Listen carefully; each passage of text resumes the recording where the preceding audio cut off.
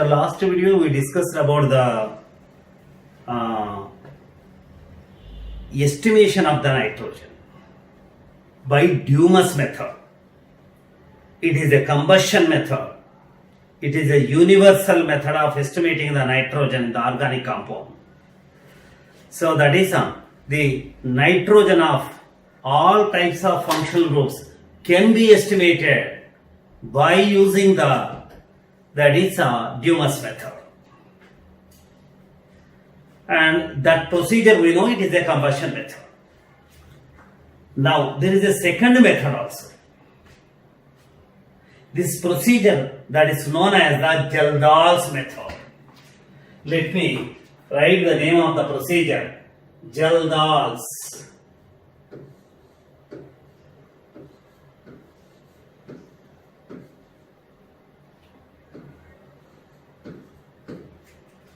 Geldahl's method.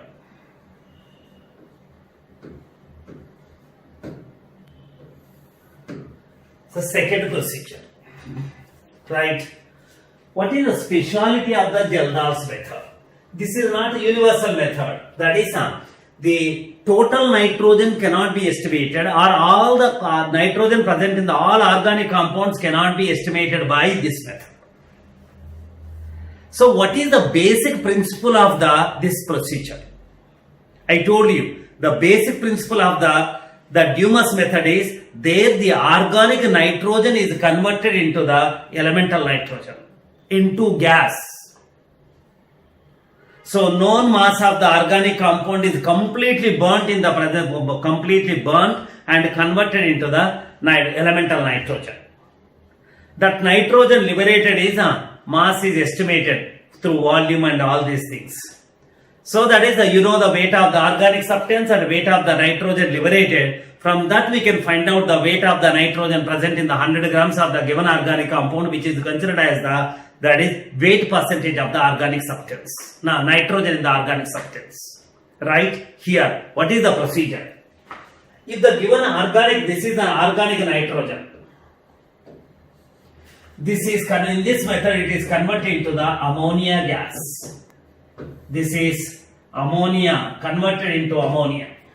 By using that some chemical procedure, the nitrogen associated with the organic compound is determined, that is converted by using the appropriate chemical procedure. Let us see afterwards what is the procedure.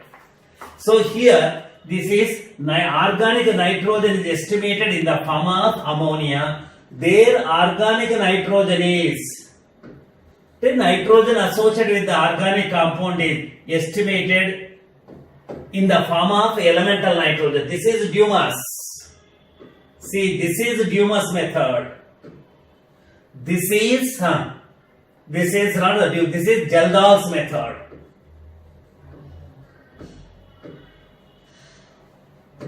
Geldahl's method. How it is converted? Next thing is the liberated ammonia is ammonia gas. Liberated is that is treated with the H2SO4. This is acid. Ammonia is base, right? Acid-base reaction takes place. Based on the amount of the sulfuric acid consumed, we can find out the amount of the ammonia liberated, and from the ammonia liberated, that is we can find out the nitrogen associated with the liberated nitrogen and the liberated ammonia. From that weight percentage can be determined. This is the procedure. Let us see. I will tell about this step by step. Next one is, but this is not the universal method. See, the nitrogen in the organic compound, nitrogen can be present in the organic compound most in the form of nitro group, functional group, in the form of nitroso functional group, in the form of cyanide group, in the form of that is nitrite, NO. See, it can be present in many ways. It can be present in the form of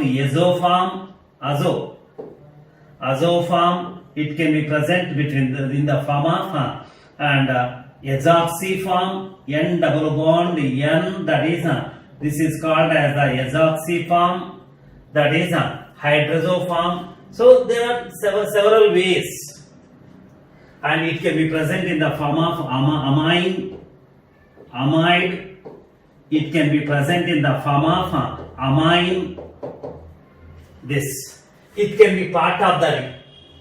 So the many functional groups, I wrote about only few function. Isocyanate, it can be present in the form of cyanate form. These are all the different functional groups of the nitrogen. See here, what they have to do is, and all these to be converted into the ammonia by conducting a inorganic reaction. The entire nitrogen to be converted into this thing, and I will tell the what procedure how it is converted. The next thing is but the problem is here is, and see all the nitro, it is difficult to, it can exist in the different functional forms, functional group forms, but only few functional group nitrogen which is in the few functional groups, selective functional groups can be converted into the ammonia. They all cannot be converted. If it is present in the nitro form, it cannot be converted into ammonia by doing the what experimental procedure, what we are adopting. And this cannot be converted into the ammonia form. And this can be converted, hydrolysis takes place. So this cannot be converted into the azo form, cannot be converted into this. Azoxy form cannot be converted into this. So the simple amide can be converted, but there are several amides. This is amide functional group, several amides, they all cannot be converted. See, if it is present in the part of the ring like pyridine, this is called as the pyridine. If the nitrogen is it is a part of the ring, that is a ring compound, the atoms are arranged in the ring form. This is a cyclic compound. If the nitrogen is involved in the formation of the ring, that nitrogen cannot be converted into that is it's ammonia. So pyridine. So that is quinoline. This is called as the quinoline. The structures are new to you.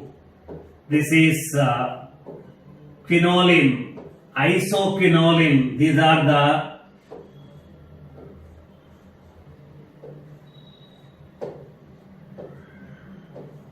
isoquinoline. This is called as quinoline.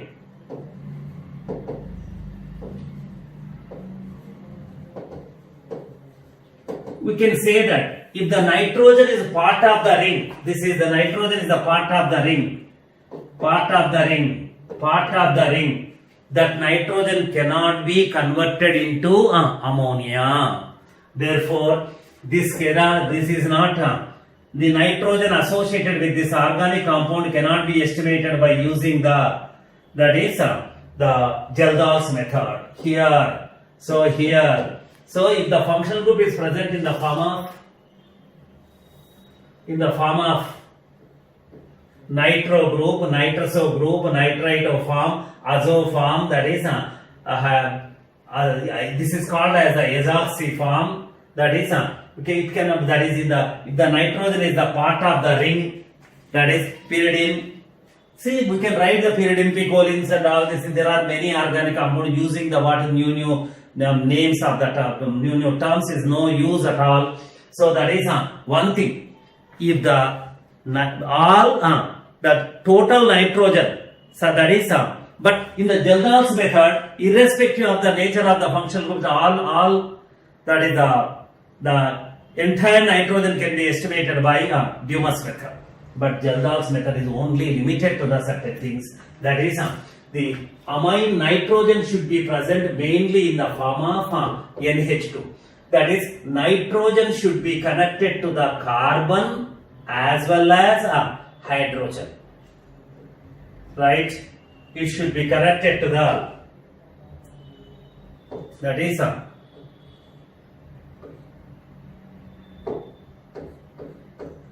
it should be connected to the carbon as well as nitrogen. Then only it can be connected to this condition should be satisfied, that such nitrogen can only be detected by using that is estimated by using the Geldo's method.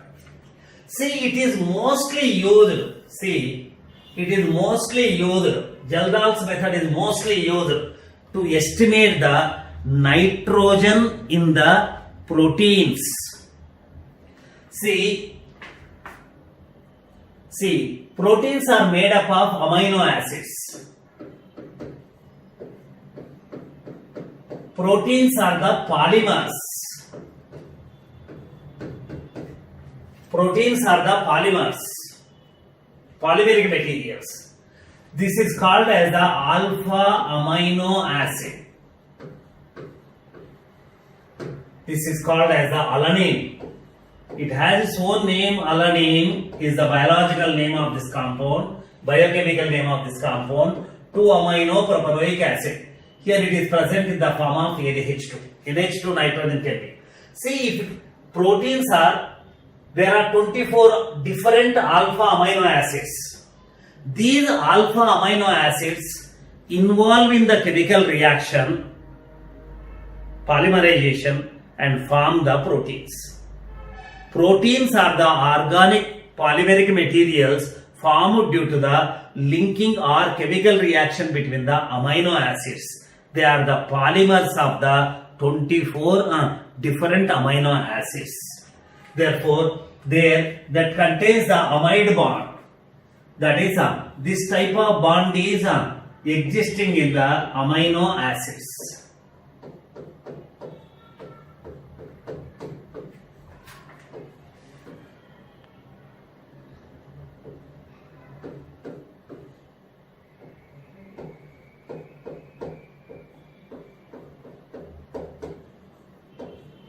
Can write the any extent, that is amide linkage, amide bond, which is known as in the biology peptide bond. This is the carbon nitrogen bond, is the amide bond. They are polyamides. They are also called as peptide.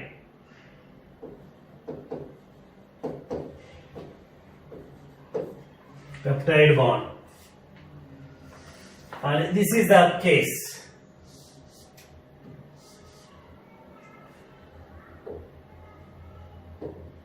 Peptide bond.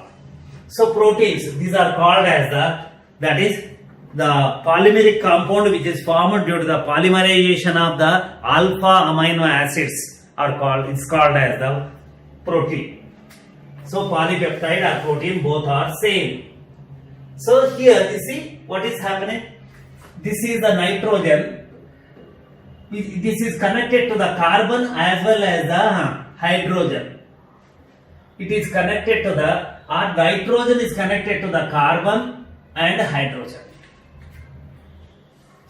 That is the minimum requirement. The nitrogen should be also connected to that is carbon and hydrogen. Such nitrogen can be estimated by the Geldahl's method.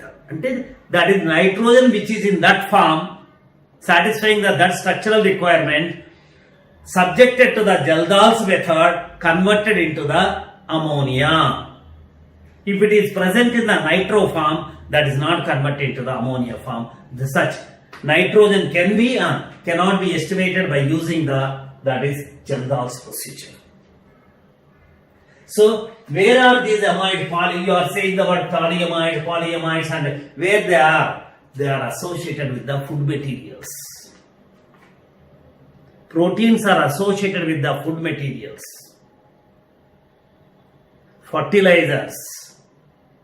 So, in the fertilizers, that is in the food materials, the eating materials, food materials, that is the cattle field and all these things, that is the poultry feed and all these things. So that is the protein to be given to the cocks.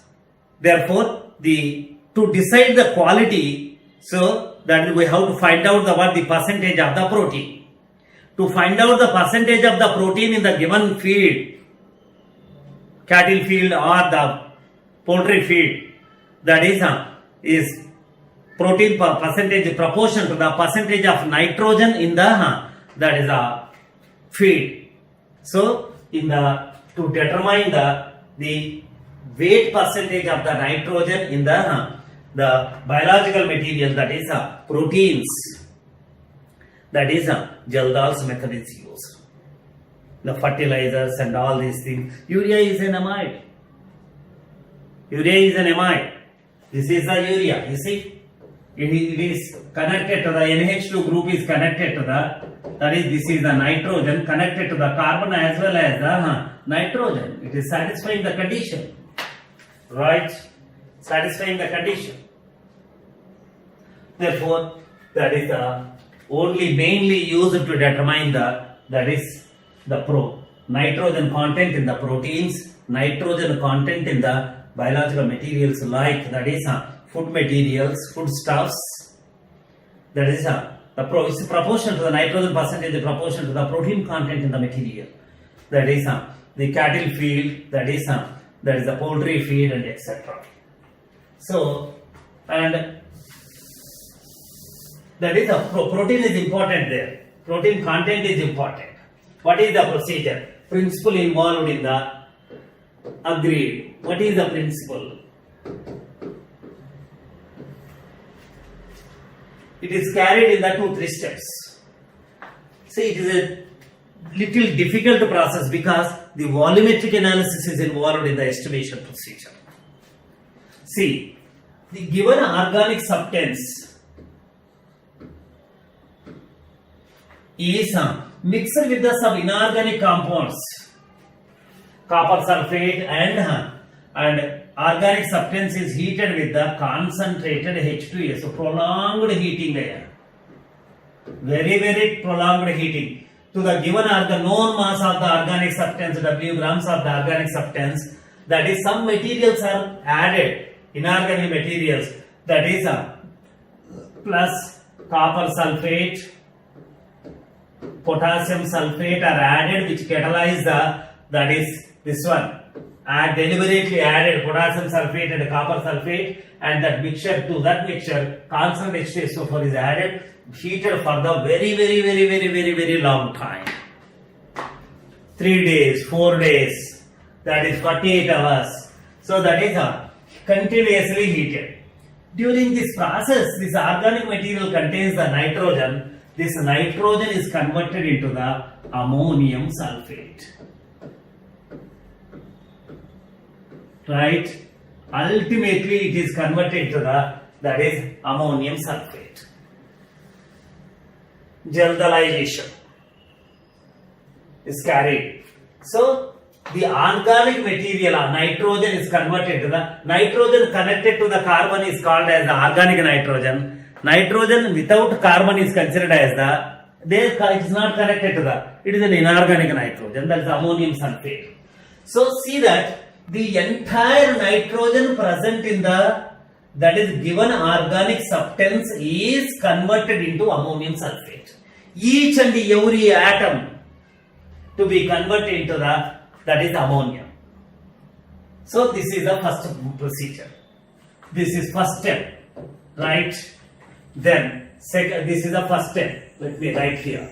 The second step is the ammonium sulfate, that solution, Jaldalized solution. Ammonium sulfate is same to the content of the Jaldal flask. This is treated with the excess of sodium hydroxide.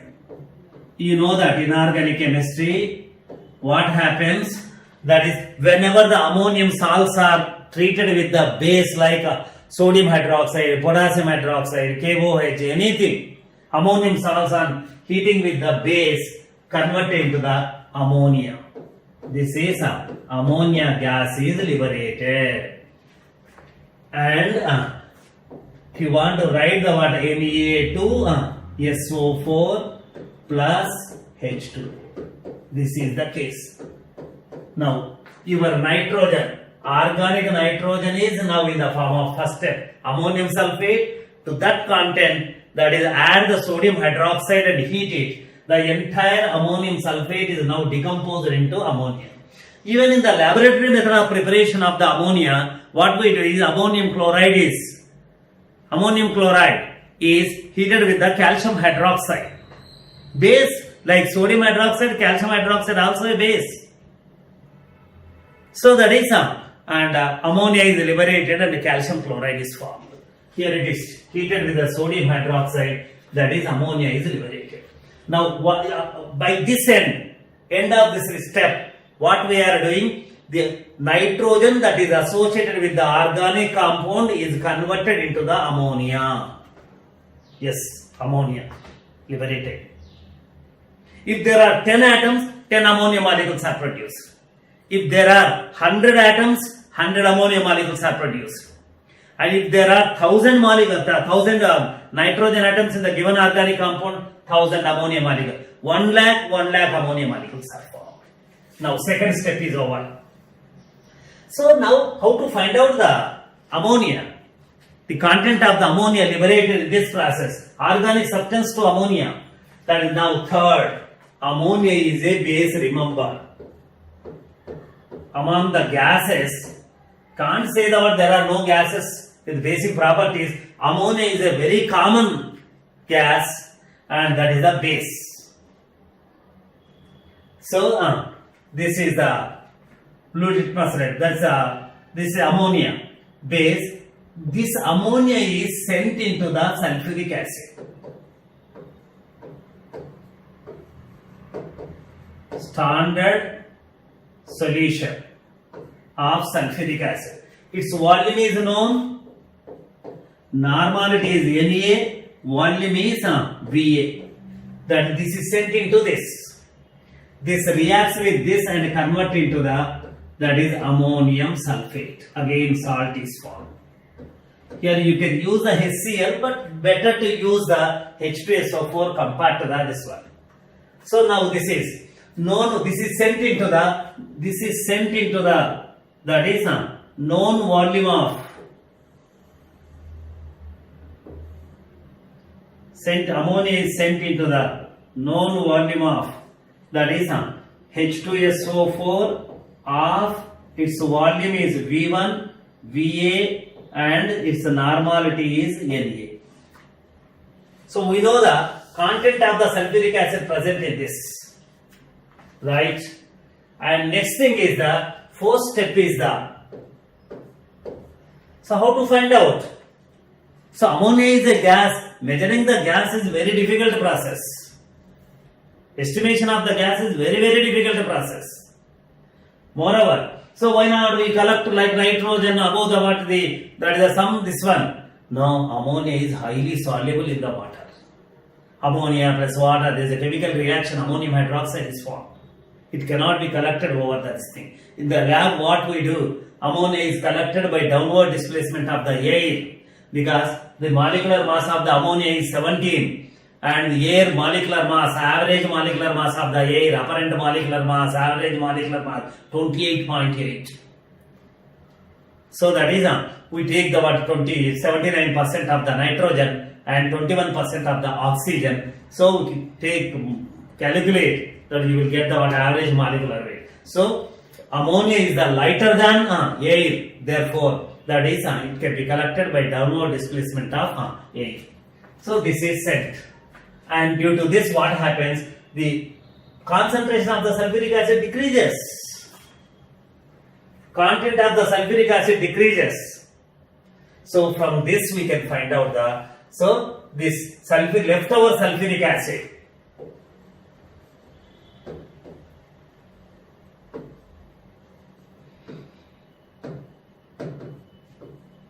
Leftover sulfuric acid,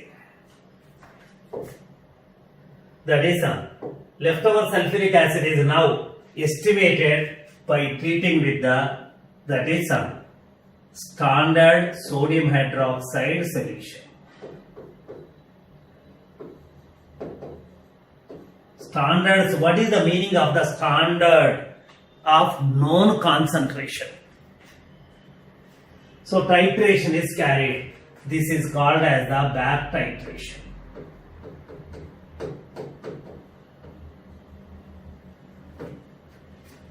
So that is this gives the, with this we can find out the volume of NaOH required and normality of NaOH.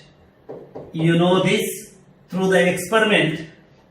We find out the volume of the sodium hydroxide required to neutralize the leftover sulfuric acid. Why are you saying the leftover? That is, I have taken the sulfuric acid and ammonia is sent. The ammonia is consumed some sulfuric acid. The content of the sulfuric acid decreases. So that is, it is taken in excess. More is taken. Say the 100 milliequivalents of the sulfuric acid is taken. 100 milliequivalents is taken, ammonia is sent. So that is, ammonia is liberated is only 20 milliequivalents. 20 milliequivalents reacts with only 20 milliequivalents of the sulfuric acid, not total 100. I do not know how much ammonia will liberate. Always we take the known milliequivalents of the sulfuric acid, but more than required for the experiment. Excess of sulfuric acid of known concentration and known volume is taken. So it is sent. So its content decreases, but still contains the sulfuric acid. Now how much sulfuric acid is involved in the reaction? That depends on the ammonia liberated. How to find out? That is, find out the leftover sulfuric acid.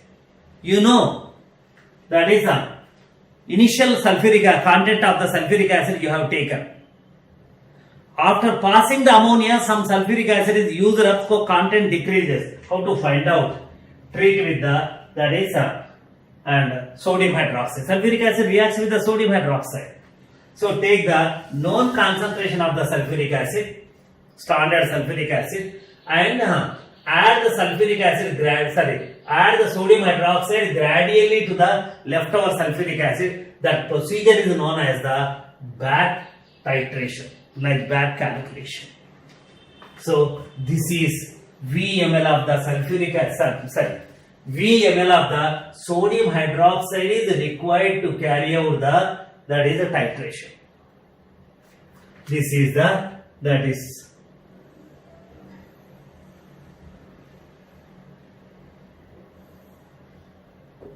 this is H2SO4. This is the burette. This is the sodium hydroxide. We are adding this drop by drop is added to this till that is process is completed. The gradual addition of the sodium hydroxide to the sulfuric acid to completely neutralize the sulfuric acid and find out the end point is called as the titration process. It's a back titration. So add, and here VML of sulfuric acid, that is NaOH is required. How do you know VML? That is add till the reaction is completed, reach the end point, reaction is completed. So to reach the end point, VML is required. Suppose in this process 25 ml is required, that is title value is 25 ml is required. I know it is 25 ml of this is required, sodium hydroxide is required, and its concentration is 0.1. That is the standard solution. We know that. We prepare the sodium hydroxide, we know the concentration. So from this we can find out the milliequivalent, the product of the volume and normality gives the volume of the base into and normality of the base is equal to normality of the base into volume in ml is equal to milliequivalents of sodium hydroxide. I am measuring that is what I am measuring.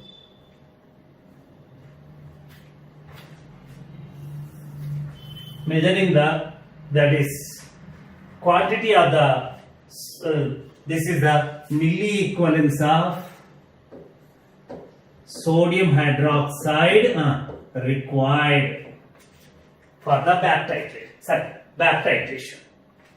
So that is and now with this information we can calculate the that is percentage of the nitrogen. See what we are doing. You see principle. So W grams of the organic compound is taken. We know the weight 1 gram or 0.5 gram or 0.75 gram, and to that copper sulfate and potassium sulfate are added. That is, one is increasing, the potassium sulfate is increasing the boiling point of the reaction mixture. So that is copper sulfate acts as a catalyst, and these two inorganic compounds are added and heated in the presence of the sulfuric acid.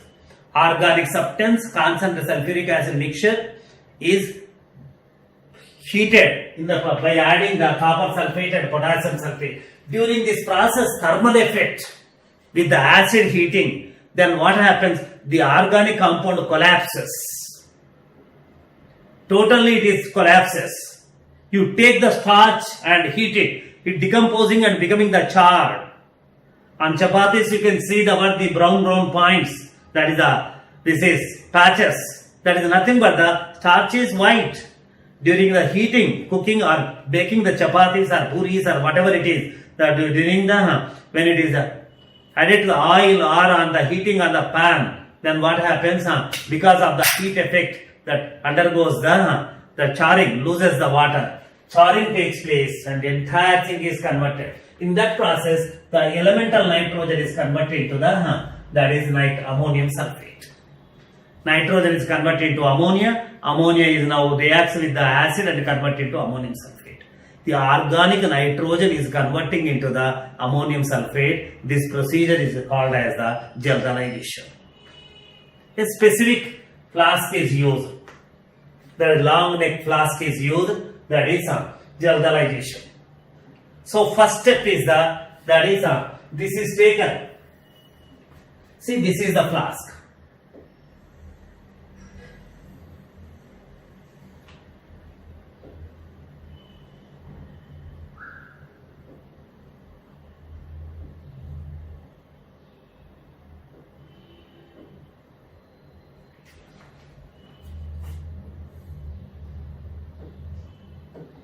Organic substance plus sulfuric acid.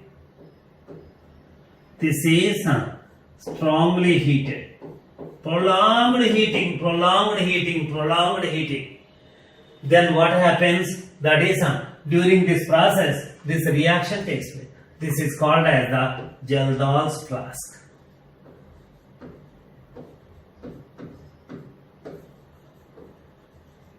That step is called as the Jaldanization. Jaldan's flask, Jaldanization step.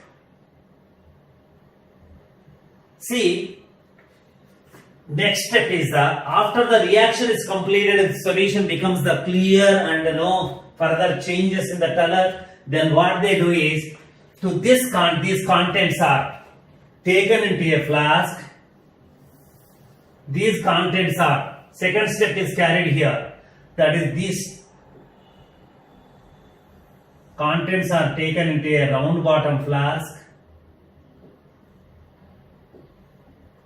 These are the Jaldanized content. This content is after the reaction is complete taken, and to this what they do is that is sodium hydroxide is added.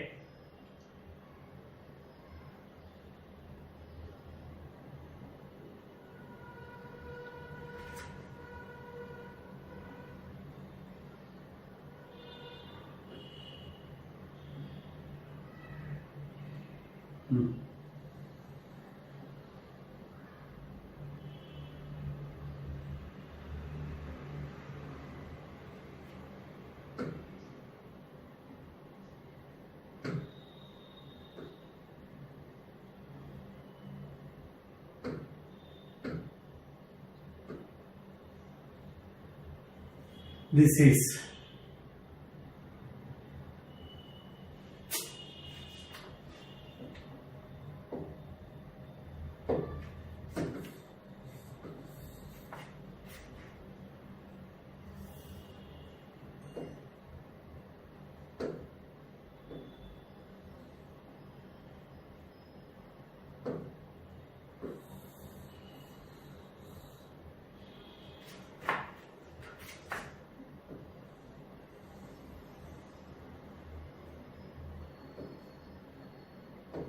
This is the generalized content.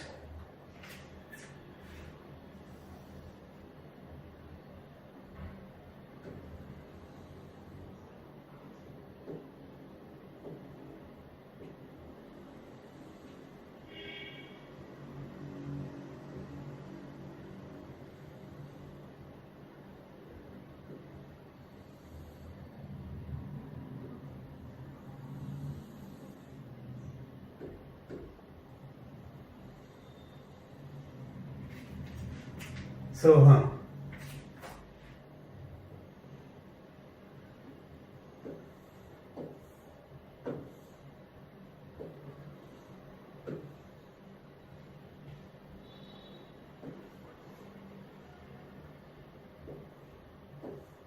this is H2SO4 of Na normality, Va volume. Acid, A for acid. This is set. So here, during this process, what happens? Sodium hydroxide reacts with the your ammonium sulfate formed during the Jalderization, right? Converted into the ammonia. That ammonia gas, that is ammonia, is sent into this here. That ammonia reacts with H2SO4 to give the, that is ammonium, right, sulfate. So this is the second reaction taking place.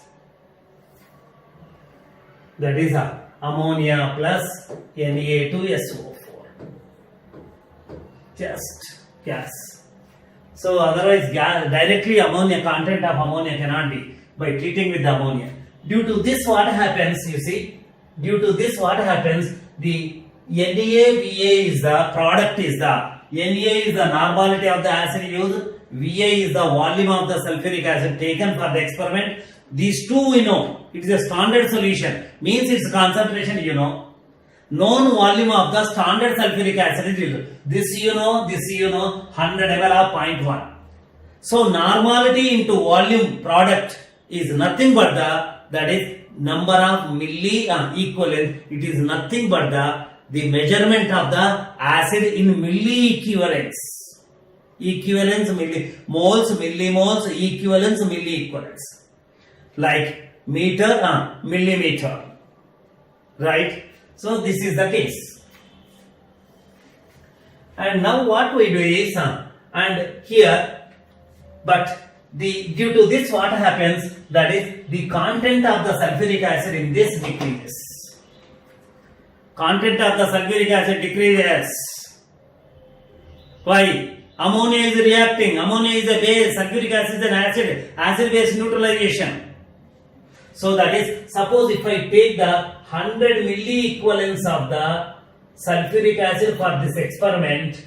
So that is, if I pass the ammonia, I have taken the excess, more sulfuric acid for this experiment than required for the reaction. Therefore, what happens? Milli equivalence decreases. 100 may become the 90, 100 may become the 80, 100 may become the 70, 100 may become the 60, anything. After the reaction, leftover milli equivalence of the sulfuric acid. Remember, I am measuring the leftover sulfuric acid or sulfuric acid taken for the experiment, not in grams, not in moles. Measuring the other measuring unit, that is the milli equivalence. Don't confuse. 1000 milli equivalence is equal to 1 equivalent. 1000 millimoles is equal to 1 millimole. So that is this one. Suppose if the 90 is left, I have taken the 100. 90 is left after the experiment. How many milli equivalence is gone? 10 milli equivalence is minus. Sir, I went to the shopping with 1000 rupees, and after coming home I checked my money, that is and 900 left. So this is I know the initial money carried along with me, and I know the money left after the shopping.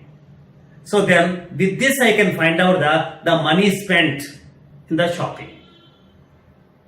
That is 900 left, 1000 I carried. The 1000 minus 900 is equal to 100. The money spent for shopping is 100 rupees.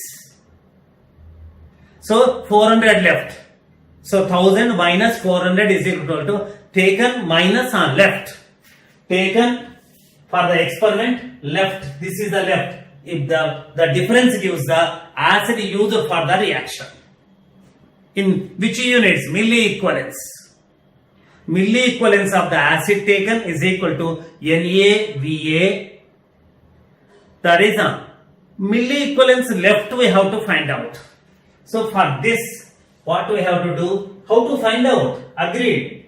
This is agreed. Concept is agreed. How to find out the what milli equivalents of the acid left? Content of the acid left. For that we have to carry out a procedure known as the back titration. This is the terminology used in the titrations, volumetric analysis.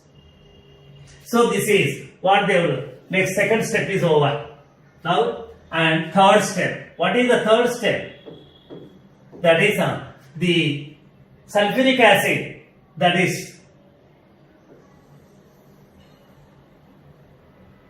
this is the leftover sulfuric acid.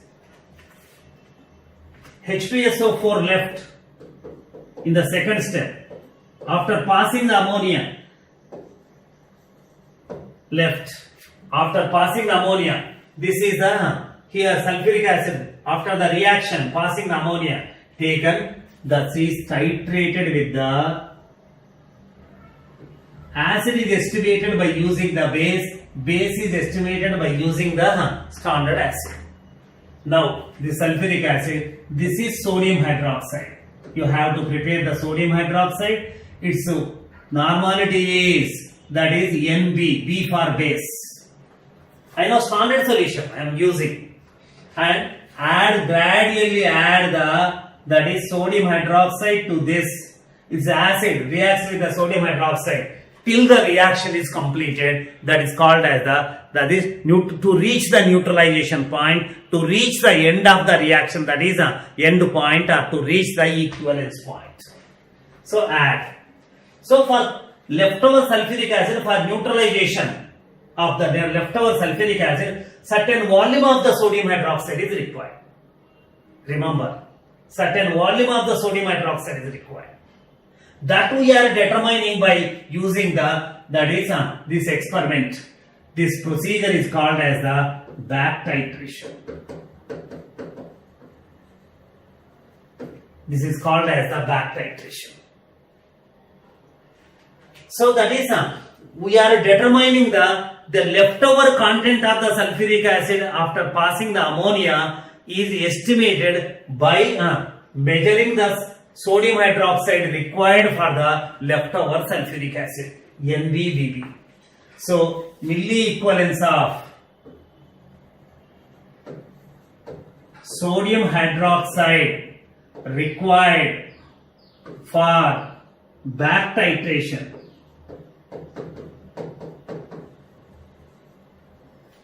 is equal to, that is NBVB, normality of the base into volume of the base. So how to find out the acid left? There is a relation. The acid left can be estimated based on the base consumed. So now, according to the law of equivalence, milli equivalence of sodium hydroxide required is equal to milli equivalence of H2SO4. This is the relation. According to the law of equivalence, that is milli equivalence of the sodium hydroxide consumed is equal to gram equivalence of the H2SO4 left, or milli equivalence of the sodium hydroxide consumed is equal to milli equivalence of the H2SO4 left after passing the ammonia. That is equal to So that is I can say that milli equivalence of NaOH used for back titration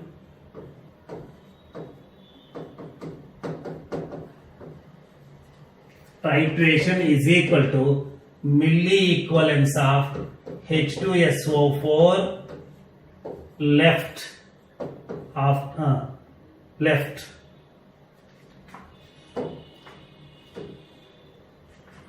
that is the left. Therefore now milli equivalence of H2SO4 left is equal to NB VB. Milli equivalence of this. Why? That is according to the law of milli equivalence.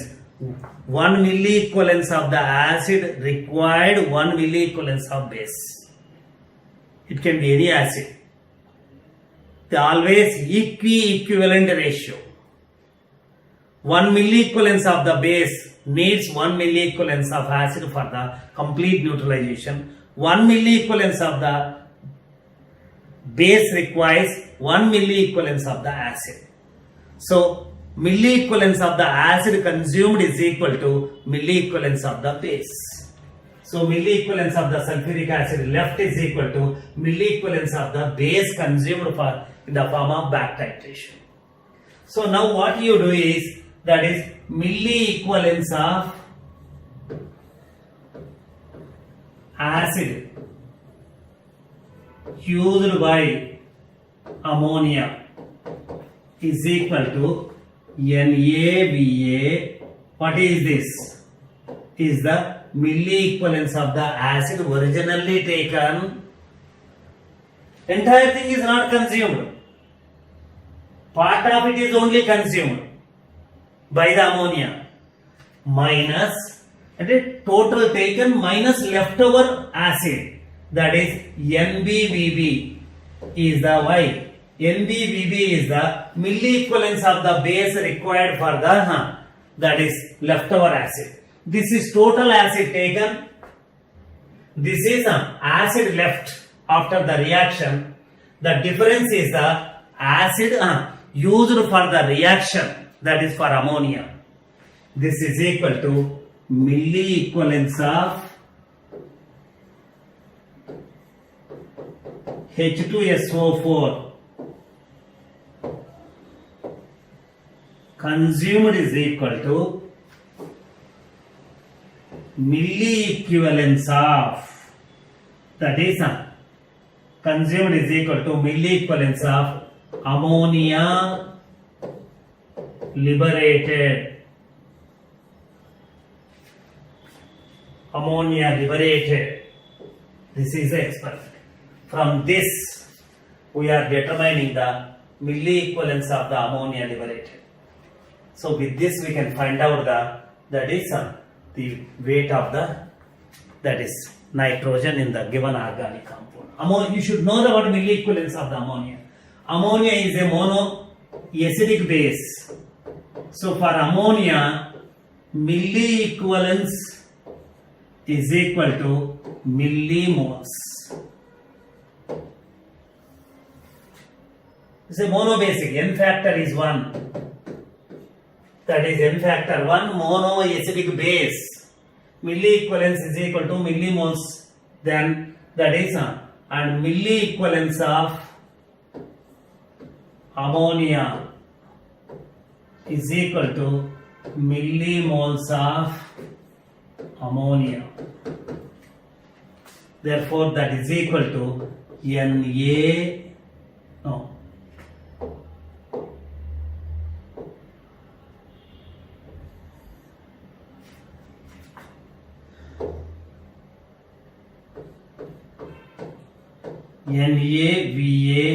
minus NBVB is the milli equivalence of is equal to millimole, that is equal to this. So this many millimoles of the, that is ammonia is liberated. Now the problem is how to calculate NH3 is the ammonia. Its molecular mass is 17. 1 mole contains how much? 14 grams of nitrogen. 1 mole of this. 1 mole contains 1 mole of ammonia contains, that is 14 grams of nitrogen. 1 mole అనేదానికంటే 10 to the power of 3 millimoles. 1 mole is equal to 10 to the power of 3 millimoles. 1000 millimoles contains 14 grams of nitrogen.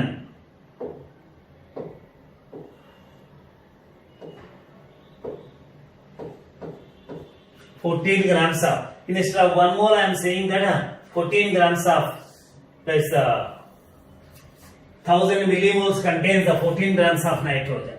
Here, how many millimoles is liberated? NaVa minus NbVb millimoles of ammonia is liberated. This contains how much? Nitrogen. What is the weight of the nitrogen associated with this many millimoles of the ammonia gas?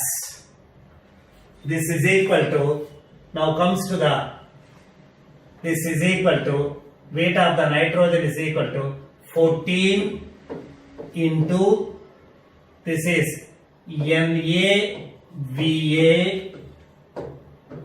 milliequivalents of the acid taken, NbVb, milliequivalents of the base consumed, that is the difference is the milliequivalents of the, that is sulfuric acid consumed by ammonia, that is equal to milliequivalents of ammonia, that is equal to millimoles divided by, that is 1000.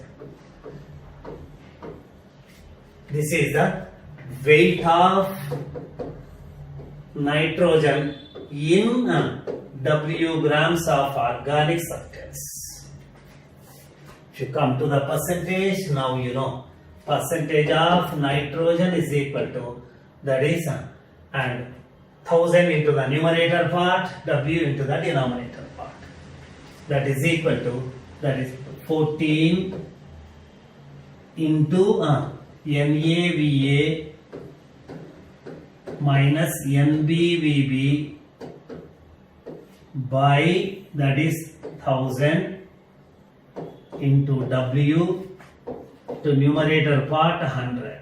W grams contains this many grams of nitrogen, 100 grams contains how much? This is equal to 1.4 into NaVa minus NbVb divided by, that is weight of organic substance used for the experiment. This is the percentage of nitrogen in the given organic compound. This is the Jaldal's procedure. Nothing. Entire thing. So first, given organic substance is heated with the constant H2SO4 in the presence of the copper sulfate and potassium sulfate, due to the high heating effect, it is converted into the, that the entire thing is converted into the ammonium sulfate. That is Jaldalization. After converting into the process is completed, then it is heated with the sodium hydroxide. So in that process, what happens? Ammonia is liberated. The entire nitrogen in the organic compound is converted into the ammonia. This ammonia is sent into the flask containing the known volume of sulfuric acid of known concentration, standard sulfuric acid. We know the volume and concentration, we know the milliequivalents of the acid taken. Product of the normality and volume in ml gives the milliequivalents of the acid taken. So here we are measuring the content of the acid in milliequivalents, like grams and all these things, moles, that is and the milliequivalents of also a measuring unit. To measure the distance, there are several units, several scales. Similarly, there is one scale. So that is a milliequivalence of this is over. And sulfuric acid is sent into the ammonia is a base. Therefore, sulfuric acid is an acid. Therefore, what happens? A reaction takes place. Reaction takes place. So then what happens? And ammonium sulfate is whatever the reaction that is. Due to this, what happens? The content of the sulfuric acid decreases. The leftover sulfuric acid is taken into a flask. And there it is taken into a flask. It is titrated with the known, that is a standard sodium hydroxide solution of known concentration. Through this experiment, the volume of the sodium hydroxide required to completely neutralize the H2SO4 solution. Right? This is the case. And if this is the case, then what happens? Now you know the volume and normality of this one. And once you know the volume and normality of the acid, so we are conducting the back titration, you see. So that is milliequivalence of the sodium hydroxide required for the back titration is equal to, this is the volume is this experimentally determined, this is its normality. The product is the content of the base required in milliequivalence. So NBVB milliequivalence of the sodium hydroxide is required for what? The unreacted sulfuric acid. So that is here NBVB is the unreacted sulfuric acid, milliequivalence of the unreacted sulfuric acid. Because here the rule is 1 milliequivalence of the acid reacts with 1 milliequivalence of the base, or 1 to neutralize the 1 milliequivalence of the acid, 1 milliequivalence of the base only required, irrespective of its formula and all these things. So this many milliequivalence of the sodium hydroxide is required. This is equal to milliequivalence of the acid required for milliequivalence of the acid left in the milliequivalence of the sodium hydroxide required is equal to milliequivalence of the sulfuric acid left in the flask. If the n milliequivalents are present, n milliequivalence of sodium hydroxide is. If 10 milliequivalence of the acid is present, 10 milliequivalence of the base only required. Milliequivalence of the base required for the neutralization is equal to milliequivalence of the acid left in the flask or present in the flask. That is milliequivalence of the sodium hydroxide required for the back titration is equal to, this is the case. So that is equal to, that is milliequivalence of sulfuric acid left in the flask. After passing the ammonia, that is this many milliequivalence is left in the flask. Therefore, milliequivalence of the sulfuric acid left is NBVB. Milliequivalence of the acid used by the ammonia is equal to, that is milliequivalence of the sulfuric acid taken is initially taken is NBVB 100, and that is consumed base required is 10. So difference is that I have taken the 90, 100 and left is 90. This is the base required. 100. This is 90. This is 90. And 10 is left. 90 is used by that is ammonia. So that is if this is 10, 100 taken. This is 10. That is 10 milliequivalents left. 90 is consumed. That is liberated. Ammonia is 90 milliequivalents. Milliequivalence of the sulfuric acid is equal to consumed is equal to milliequivalence of the ammonia liberated.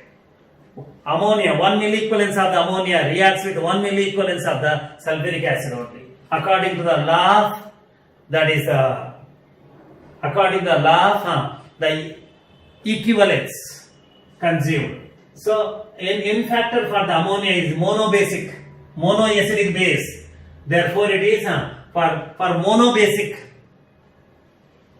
monoacidic bases, that is the equivalent weight and molecular weight is same, gram equivalent and gram mole is same, milli equivalent and millimole is same. Therefore milli equivalence of the ammonia is equal to, that is millimoles of the ammonia.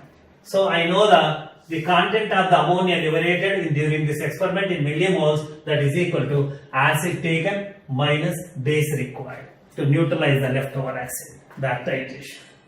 So molecular mass is 17, that contains the 14 grams. Molecular 1 mole contains the 14 grams of nitrogen. Here the 1000 millimoles contains the 14 grams of the nitrogen. So here the ammonia liberated is this many millimoles. It contains how much nitrogen.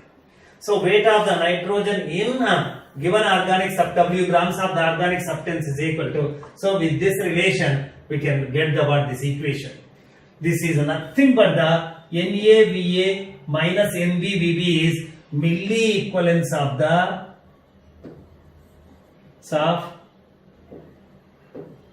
acid consumed by ammonia or milli equivalence of the ammonia, the milli equivalence of the acid used by the liberated ammonia. So that is this relation. If the for W grams contains this much weight of nitrogen, 100 grams contains how much nitrogen, this is the relation. So let me write in the proper way. That is mass of the organic compound, weight of the organic compound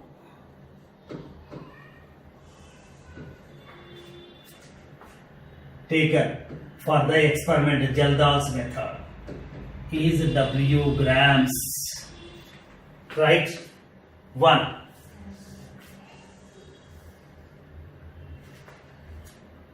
And volume of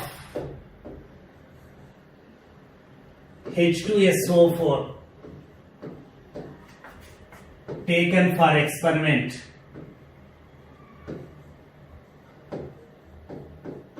to absorb the ammonia is VAML. A for acid. Normality of the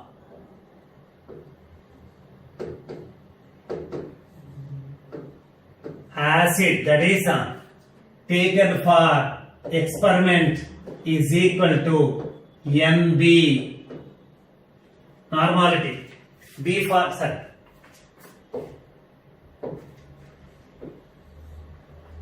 Na. A is the suffix, that's acid. Milli equivalence of the MEQ is the milli equivalence of H2SO4 taken for experiment is equal to Na into Va. The product, this is the milli equivalence. Product of the normality into volume in ml gives this milli equivalence taken. Into this we are passing the liberated ammonia which is liberated during the experiment. Now the second thing is what we are doing, see, that is, and the leftover acid is titrated, back titration.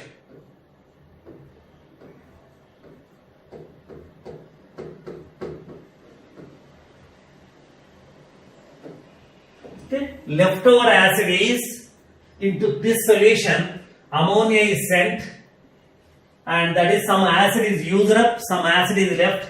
That is, now leftover acid we are determining by again conducting the titration volumetric procedure.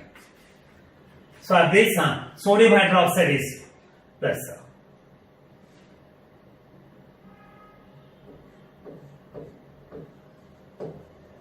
normality of sodium hydroxide is NB. Volume of VON, volume of NaOH required for back titration is VB. Why it is required? To neutralize the acid. VB. Milli equivalence of NaOH required for neutralization of H2SO4 wherein back titration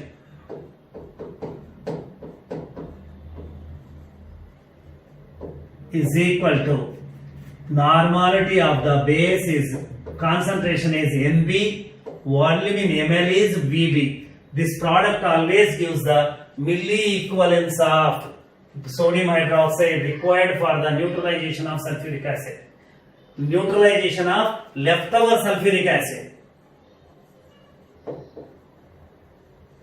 Leftover sulfuric acid in back titration is NB. So that is milli equivalence of the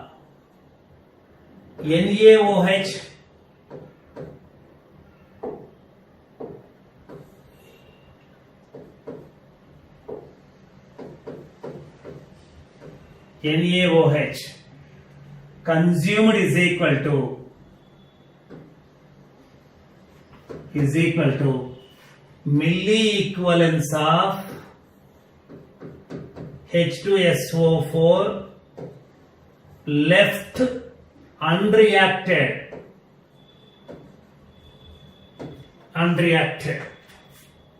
that is equal to NB VB. Milli equivalence of sodium hydroxide consumed is this NBV. So that is milli equivalence of acid taken for experiment is original NaVA milli equivalence of acid left is equal to base consumed, that is NBVB. After passing the ammonia, this many milli equivalence of the acid is left. Therefore, milli equivalence of H2SO4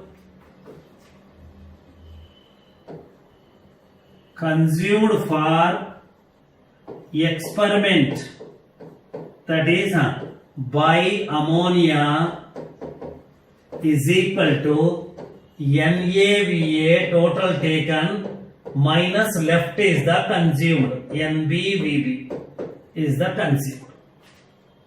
Milli equivalence of the sulfuric acid consumed. Now, that is this is a total process. Weight of the organic compound taken. See, weight of the organic compound taken. Weight of the organic compound taken is W grams. Weight of the sulfuric acid, volume of the sulfuric acid taken VA. Normality of the sulfuric acid taken NA. Milli equivalence of the sulfuric acid taken for the experiment is milli equivalence is that is the NaVA product. Back leftover is into that ammonia is passed, some consumed, some left.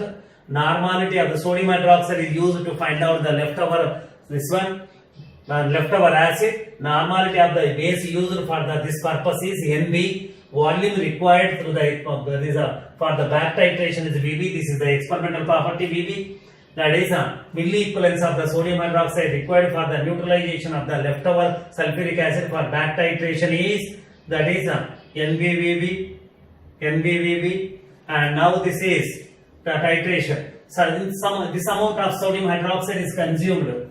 This is milli equivalence of the sodium hydroxide consumed is equal to milli equivalence of the sulfuric acid left according to the law of equivalence. That is this is unreacted sulfuric acid left in the after passing the ammonia. That is milli equivalence of the acid taken for the experiment is equal to NaVa, milli equivalence of the acid left is equal to NbVb, that is the milli equivalence of the sulfuric acid consumed for the experiment is equal to the difference between these two. Now and that is equal to, this is equal to milli equivalence of ammonia liberated, NH3 liberated.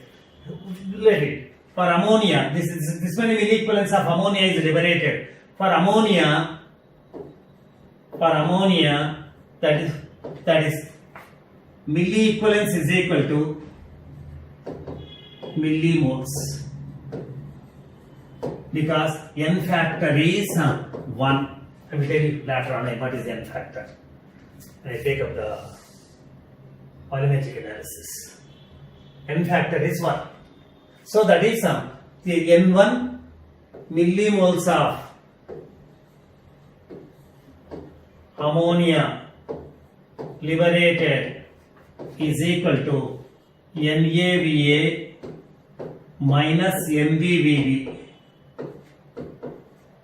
This is the case. In the millimoles section.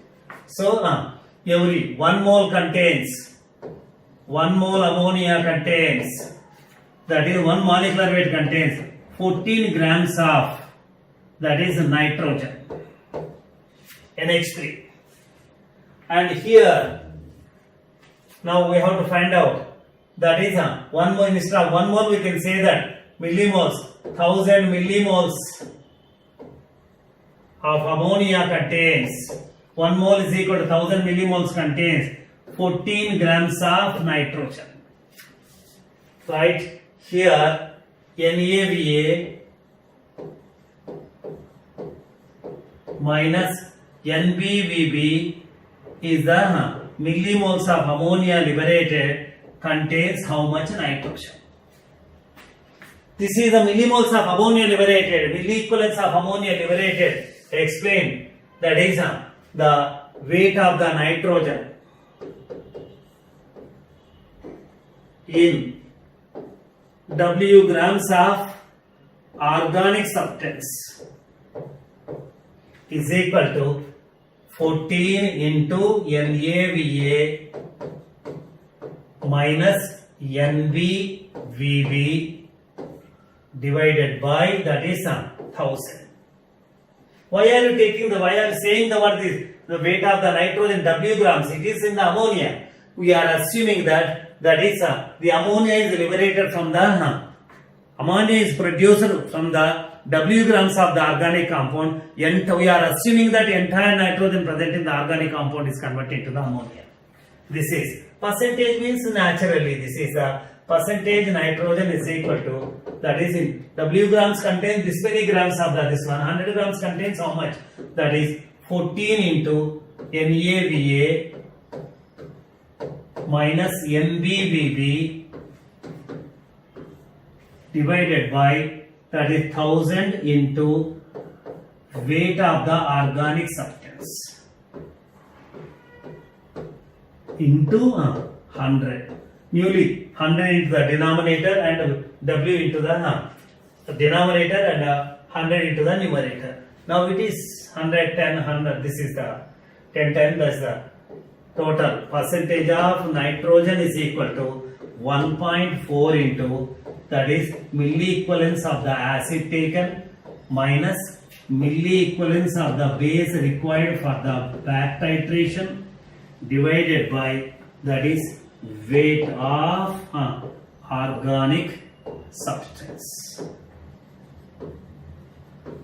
Simple. Or we can say that this is nothing but the NaVa minus NbVb is indirectly milli equivalence of, that is H2SO4 consumed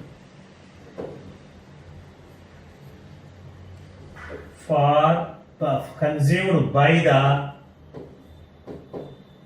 ammonia. Milli equivalence of the acid used for the experiment. or we can write that way.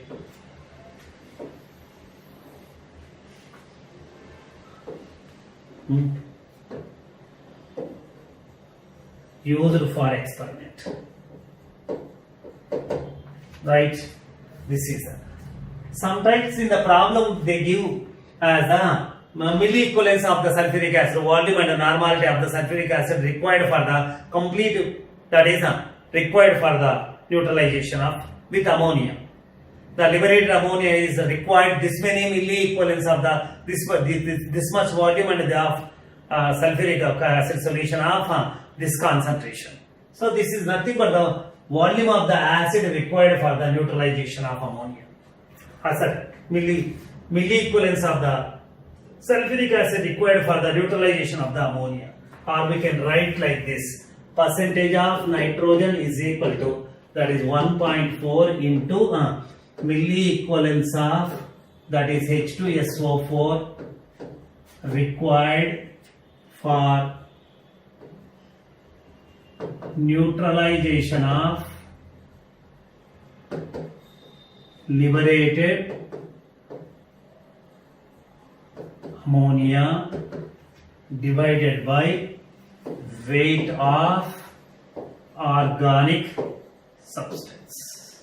Very simple procedure, but volumetric analysis principle is involved, and if you are familiar with the milli-equivalent concept, and then you can understand this procedure. Simple procedure, but it is not the universal method.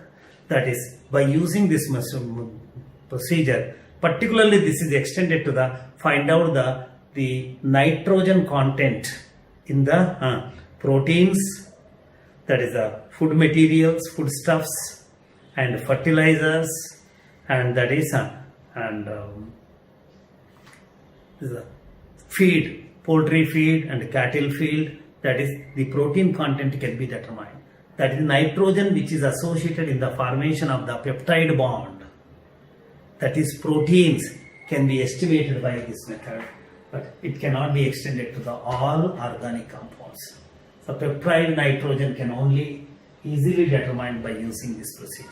This is the second procedure of determination of that is the nitrogen in the given organic substance. Jaldal's method, right? This is the